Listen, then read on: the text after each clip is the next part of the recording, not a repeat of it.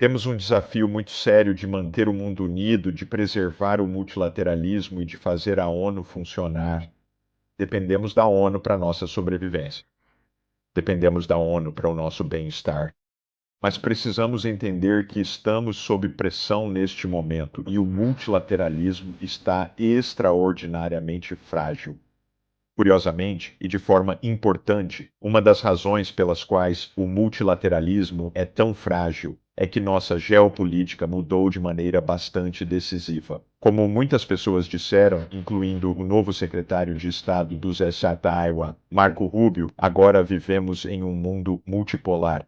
Isso significa que a China é uma grande potência, a Rússia é uma grande potência, a Índia é uma grande potência, os Estados Unidos são uma grande potência e assim por diante. E essas grandes potências precisam se entender umas com as outras. Eles precisam dizer: nós, como países muito importantes do mundo, precisamos assumir juntos a responsabilidade de garantir que os objetivos que o mundo tanto almeja sejam de fato alcançados. Isso não está acontecendo no momento, pode acontecer, isso precisa acontecer. É extremamente importante. Sim, sim. Estamos todos absolutamente impressionados com os avanços que ocorrem diariamente nessas tecnologias. E o DeepSeek foi também um marco extremamente significativo. O ChatGPT foi um momento notável e o DeepSeek foi outro momento notável. Isso mostrou, antes de tudo, que os Estados Unidos não estão sozinhos de forma alguma nessas tecnologias e que a liderança da China é extraordinariamente importante.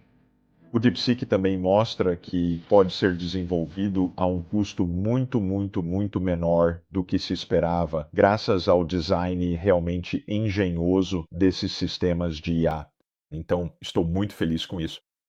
A melhor parte do que a IA e o mundo digital oferecem é um salto incrível para as regiões economicamente desfavorecidas de hoje, na capacidade de fornecer bens, serviços, educação e o aprimoramento de habilidades. Cada aspecto do desenvolvimento se torna mais acessível graças a essas tecnologias se forem devidamente implementadas. A China, nos últimos 20 anos, avançou para o absolutamente a linha de frente de quase todas as tecnologias de carbono zero ou baixo carbono que temos e que precisamos. É o produtor de baixo custo de painéis fotovoltaicos, é o produtor de baixo custo de turbinas eólicas, é o produtor de baixo custo para a nova economia do hidrogênio, é o produtor mundial de baixo custo e eficiente de veículos elétricos. É o produtor mundial de baixo custo para as cadeias de suprimentos de baterias necessárias e também para toda a transmissão de energia renovável a longas distâncias. É o produtor mundial de baixo custo de 5.5G para transmissão digital, que agora se torna a espinha dorsal da nova infraestrutura do setor de energia e do setor elétrico. É o líder mundial em energia nuclear de quarta geração. Isso não foi por acaso. A China assumiu esse desafio. Ela realmente assumiu esse desafio de forma muito intensa há cerca de 12 anos. E em seu plano tecnológico identificou esses setores como setores do futuro nos quais a China queria garantir que estava investindo em pesquisa e desenvolvimento. Ela teve sucesso. Agora a China oferece algo, único no mundo, que é uma plataforma massiva de manufatura de tecnologias avançadas para a transformação energética, exatamente o que precisamos. Pessoas nos EUAU disseram: bem, a China tem excesso de capacidade. Isso não está nem um pouco certo. A China tem uma capacidade massiva e ela precisa ser utilizada em larga escala globalmente. Acredito que o programa mais importante para fazer isso é a iniciativa do Cinturão e Rota, porque a iniciativa do Cinturão e Rota é essencialmente a China fazendo uma observação e uma oferta ao resto do mundo. E a observação é que estaremos melhores se estivermos interconectados por meio de infraestrutura física pelo mundo digital e com o objetivo de alcançar uma trajetória de desenvolvimento sustentável. Essa é a visão. E a oferta é: nós vamos ajudar a financiar isso. Nós vamos ajudar a fornecer o financiamento, a tecnologia, a parceria, o design, a conectividade, a abertura dos mercados para que isso funcione. Eu vejo projetos da iniciativa do Cinturão e Rota em todo o mundo. Os veículos elétricos da China estão, claro, ditando o ritmo mundial neste momento. Eles estão dominando os mercados mundiais. Curiosamente, por quê? Bem, eu posso te dizer por quê. Por um lado, na Europa, durante 15 anos observei de perto. Volkswagen, Daimler-Benz, Mercedes diziam: sabe, nós produzimos ótimos carros, o mundo os adora, por que deveríamos mudar? E você diria, bem, mudança climática. Bem, sim, mas isso está muito distante. Então eles procrastinaram, empurraram com a barriga. Nos Estados Unidos era uma coisa de vai e volta. Queremos veículos elétricos. Não, não queremos veículos elétricos. Estamos em uma fase agora em que, segundo nosso governo e afins, não queremos veículos elétricos. A China disse: é claro que precisamos de veículos elétricos. Fez um grande esforço, tanto em termos de infraestrutura quanto na promoção da tecnologia, e de repente havia centenas de fabricantes de veículos elétricos na China, na competição mais intensa dos últimos 10 anos. Alguns não apenas se destacaram, pelo menos por enquanto, nesta competição acirrada, mas se tornaram líderes mundiais. Hum. Então, este é um avanço fruto da combinação de planejamento governamental e iniciativa privada. Sim, inovação e iniciativa. É exatamente disso que o mundo precisa neste momento. Portanto, estamos em um ambiente geopolítico e macroeconômico complexo.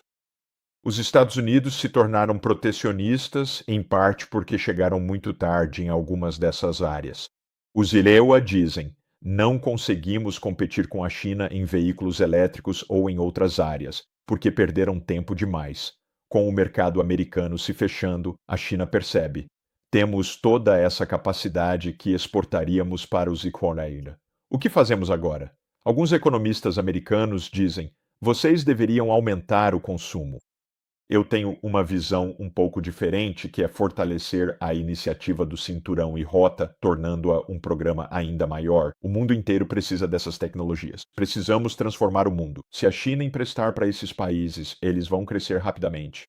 Eu recomendo que os empréstimos sejam de 20 ou 30 anos, não de 5 a 10 anos, porque em 5 ou 10 anos essas economias ainda serão pobres.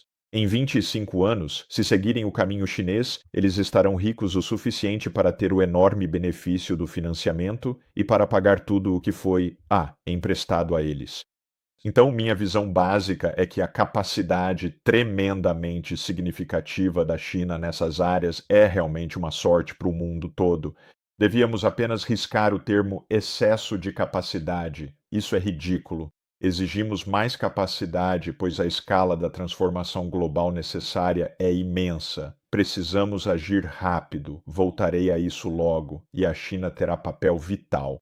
Aliás, a China não deveria apenas emprestar para outros países, mas também as empresas chinesas, as grandes empresas chinesas, deveriam investir em investimento direto e produção nesses países, ajudando a construir suas economias também por meio do aumento direto da base manufatureira ou industrial nos países parceiros. Tudo isso está acontecendo em um momento em que a crise climática está, de repente, se acelerando dramaticamente diante dos nossos olhos, e eu só quero enfatizar esse ponto. Nos últimos 4 anos, a temperatura da Terra aumentou mais de 0,3 graus Celsius. Antes, esse tipo de aumento levava de 15 a 20 anos. Isso aconteceu nos últimos 4 anos. De início, cientistas disseram: bem, sim, temos um El Niño. É temporário, mas tudo voltaria ao normal. Bem, agora há um Laninha no Pacífico e as temperaturas não caem. Sim. O que estamos entendendo agora é que basicamente atingimos o nível de 1,5 graus Celsius que prometemos não alcançar e estamos praticamente lá, ou até mesmo além disso, ou um pouco abaixo, seguindo a tendência. Essa é uma notícia muito dramática. Isso deveria dizer aos governos, né, meu Deus, está ainda mais avançado do que pensávamos. Temos que agir ainda mais rápido do que imaginávamos. Não estamos ouvindo isso agora. Certamente não dos Estados Unidos, que aparentemente planejam sair do Acordo de Paris novamente. Justamente no momento errado, mas o resto do mundo deveria prestar muita atenção. Estamos em uma tendência acelerada de aquecimento que é extremamente perigosa e exige que absolutamente todos passem a agir ainda mais rápido do que pensavam ser necessário. Sim, cada avanço tecnológico é um empoderamento, mas a questão é: empoderamento para quê? Empoderamento para o bem, sim, guiados pelos nossos objetivos. Empoderamento para o mal? Sim, se as tecnologias forem mal utilizadas, abusadas, militarizadas ou privatizadas de maneiras inadequadas. Não preciso listar todos os riscos que acompanham esse empoderamento, mas no âmbito militar, estamos vendo isso até no dia a dia na guerra na Ucrânia, como a IA foi introduzida no campo de batalha. Você pode matar pessoas com drones, você pode matar pessoas com armamentos que novamente eram inviáveis, nem sequer sonhados, há apenas alguns anos, e os exércitos estão correndo para incorporar tudo isso. Vigilância onipresente. Sabemos que os governos podem vigiar tudo. Vemos nos Estados Unidos casos recentes que são bastante chocantes de governos acessando materiais e usando isso para deportar pessoas. Sem entrar em detalhes, é extremamente desagradável, mas há muita vigilância que veio com isso, veio junto com isso. Sabemos que esses sistemas de IA podem incorporar os vieses que estão implícitos nos dados usados para treinar esses sistemas. Então, os mesmos vieses raciais ou de gênero, ou outros vieses que são predominantes na sociedade, também estão presentes nos dados digitais que acabam sendo incorporados ao treinamento desses modelos. Sabemos que estamos apenas no começo da era dos deepfakes muito sofisticados, porque em um mundo digital você pode criar histórias digitais de todos os tipos. Você pode criar, literalmente, colocar palavras na boca das pessoas que podem ser extremamente perigosas. Você pode simular o início de guerras. É possível tentar desestabilizar regimes através da manipulação de dados. Portanto, este é um conjunto de ferramentas muito poderoso. Sim, está nas mãos de corporações poderosas. Nos Estados Unidos, essas corporações estão cada vez mais ligadas ao Pentágono, à CIA, entre outros. Precisamos controlar isso e já enfrentamos questões semelhantes com armas nucleares há 75 anos. Já se passaram 80 anos desde que as primeiras bombas atômicas foram desenvolvidas e levou períodos angustiantes e muitos anos até que surgissem tratados para controlar essas armas que ainda não estão devidamente sob controle.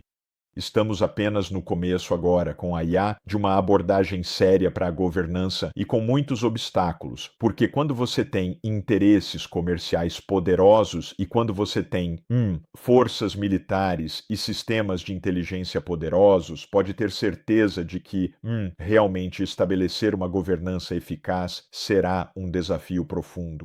É por isso que precisamos da ONU, do direito internacional e de um nível de confiança entre os governos, exatamente para que eles se sentem e busquem a diplomacia em vez de apenas uma corrida armamentista. Há uma nova configuração de poder porque outras partes do mundo tiveram grande progresso econômico e tecnológico. Então, a China era um país pobre há 40 anos. Agora é um país bastante rico e tecnologicamente avançado. Eu diria que ela está na vanguarda de muitas das tecnologias mais importantes. Como eles chegaram lá? Muito trabalho duro, taxas de investimento muito altas, estratégia muito boa, planejamento sério. Eles pensaram no futuro, trabalharam duro para isso e foram bem-sucedidos. Esse é o principal fato. Um segundo fato é um fato tecnológico básico que entendíamos na Guerra Fria e esquecemos após 1991, mas é uma verdade em todos os momentos de nossas vidas. E isso acontece porque, devido às armas nucleares de outros países, não podemos simplesmente derrotar esses países. O mundo é intrinsecamente multipolar, pois não se deve mexer com outra superpotência nuclear, pois isso pode realmente arruinar o seu dia. E nós esquecemos disso depois de 1991. Por que 1991? Esse foi o ano em que a União Soviética se dissolveu em 15 estados e a elite americana disse: Ok, agora estamos realmente sozinhos. Somos a única superpotência do mundo. Tratamos a Rússia de forma absolutamente estúpida. Nós abusamos do nosso poder, que era real. Mas abusamos a tal ponto que acabamos tendo uma guerra em grande escala. De certa forma, uma guerra por procuração na Ucrânia, mas na verdade é uma guerra entre os Estados Unidos e a Rússia. Não é assim que a nossa imprensa descreve a situação, mas é assim que ela é. O que eu quero dizer é que você não vence uma guerra assim, porque se você ganha, você perde. A Rússia tem milhares de ogivas nucleares. Não vai baixar.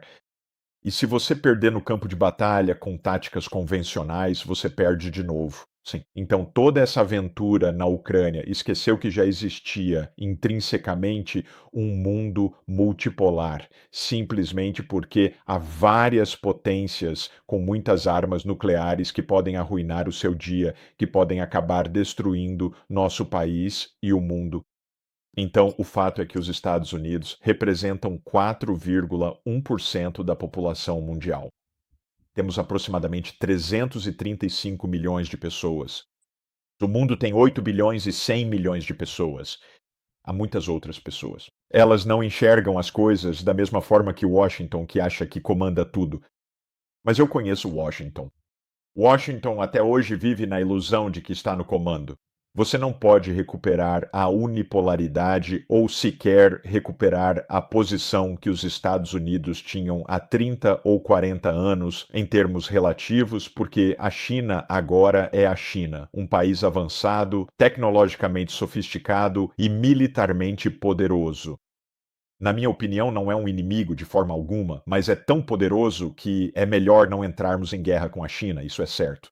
Isso acabaria ou explodindo o mundo, ou nos derrotando, ou fazendo algo completamente. Não, nenhum resultado bom, totalmente desastroso. Os formuladores de políticas americanos entendem essas realidades? Eles entendem que a Índia mudou porque, na mente americana, a Índia era um país empobrecido que, sim, poderíamos trazer para o nosso lado para ser inimigo da China e assim por diante, que é o que eles tentam fazer.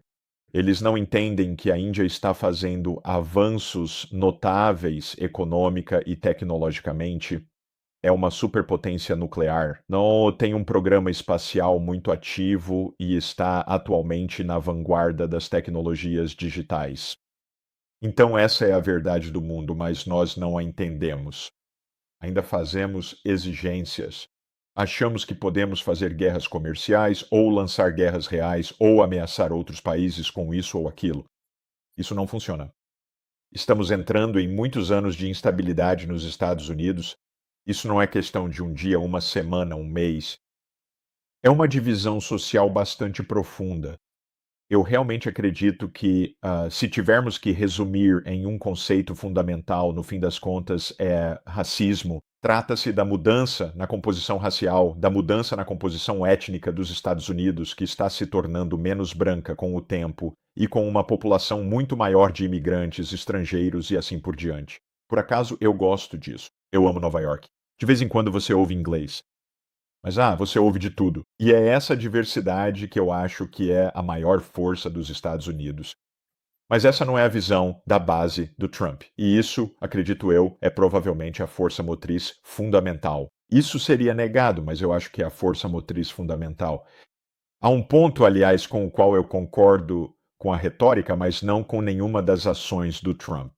Acho que qualquer país deveria ter fronteiras regulares e policiadas. Eu não acho que um país rico como os Estados Unidos possa ter fronteiras abertas. 1 bilhão de pessoas apareceria. Isso não seria administrável. Isso não seria certo. Isso não funcionaria. Então, não acho que a alternativa seja dizer não, nós não temos fronteiras. Acho que o que é horrível na forma como as coisas são feitas é a crueldade disso.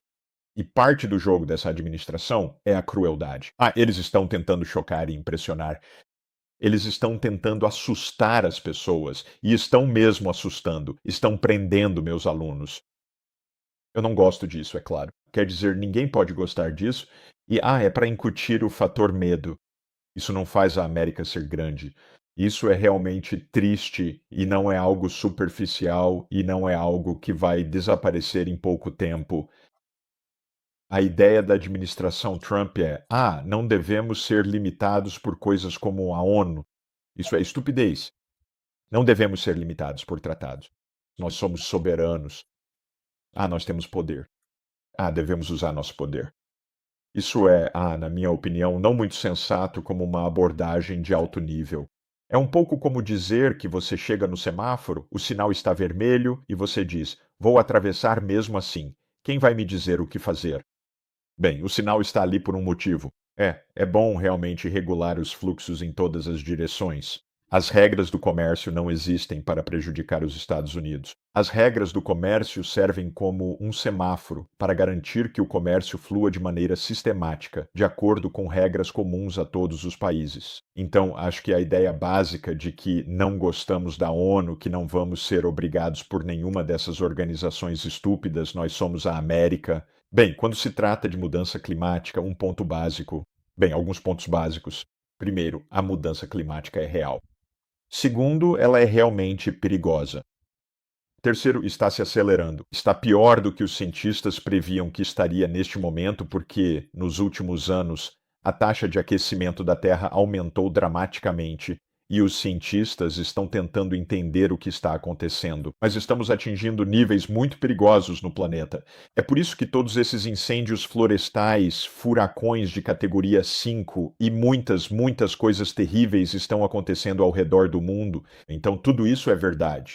Depois vem a afirmação do presidente Trump de que o Acordo de Paris é contra os Estados Unidos. O Acordo de Paris não menciona os Estados Unidos, portanto, não é contra os Estados Unidos. É um acordo de 196 países. Todo o resto é que deveríamos estar sentados com a Rússia, com a Arábia Saudita, com o Canadá, com a China, com a Índia, com outros grandes emissores e dizendo: todos nós temos um problema. O que vamos fazer? É isso que deveríamos estar fazendo, não saindo pela porta e não dizendo: sabe de uma coisa? Vamos simplesmente conviver com isso. O clima muda. Isso, na verdade, não se sustenta se você olhar com um pouco mais de atenção para isso.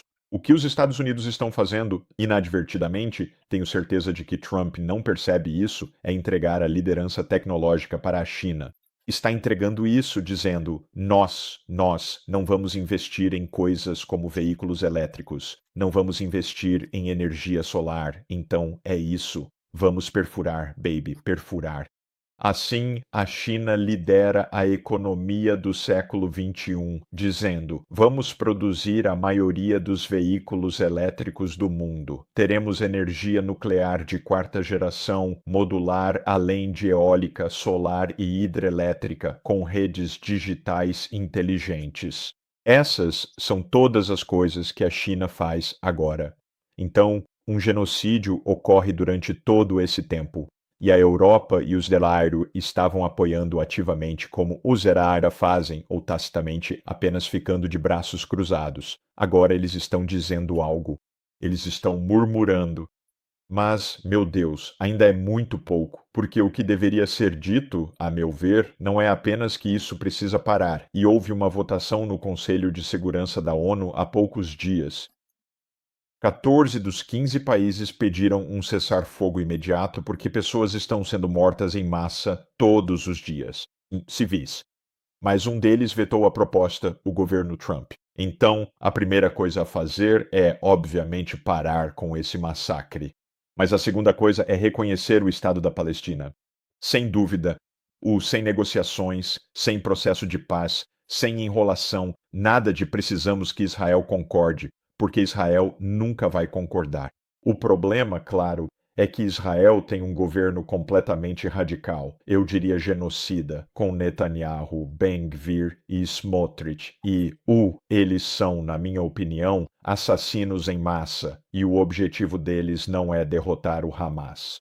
O objetivo deles é controlar tudo. Isso é claro. Eles não dizem isso, e acho que esse é o ponto revelador sobre Netanyahu, embora se você insistir, ele acabe admitindo. Eles não dizem: precisamos derrotar o Hamas e então teremos um Estado da Palestina. Eles dizem: precisamos derrotar o Hamas. E depois disso, bem, isso não é da sua maldita conta. Certo. E se você insistir bastante, bem, nós vamos ficar lá para sempre. Porque não existe um Estado da Palestina de acordo com o direito internacional. Por um único motivo, os Zulu vetam a proposta. A adesão às Nações Unidas passa pelo Conselho de Segurança da ONU. Quando o assunto foi discutido no ano passado, os EUA foram o único país com poder de veto. Na verdade, foram 12 votos a favor, 2 abstenções e os Estados Unidos vetaram. Quando a proposta chega à Assembleia Geral, que conta com 193 países, cerca de 185 votam sim. Sim. E quando somei a população desses 185 países, cheguei à conclusão de que 95% da população mundial diz sim. Portanto, o presidente Trump ignorar Netanyahu é uma coisa, não gostar dele é outra, mas só existe uma coisa prática que importa: parar de vetar a adesão da Palestina às Nações Unidas. E o ponto que eu gostaria de destacar para o presidente Trump e para o povo americano é que isso seria extremamente benéfico para a segurança nacional dos Estados Unidos, porque traria paz ao Oriente Médio. A razão pela qual as guerras continuam é que não existe um Estado da Palestina. Isso leva à resistência. Isso leva a guerras de retaliação. Isso leva às guerras de retaliação de Netanyahu ou ao apelo para que os Estados Unidos invadam outro país, como ele já fez repetidas vezes. Se queremos a paz e queremos o caminho para a paz, é um Estado da Palestina ao lado do Estado de Israel, ponto final, com o apoio de 185 países do mundo.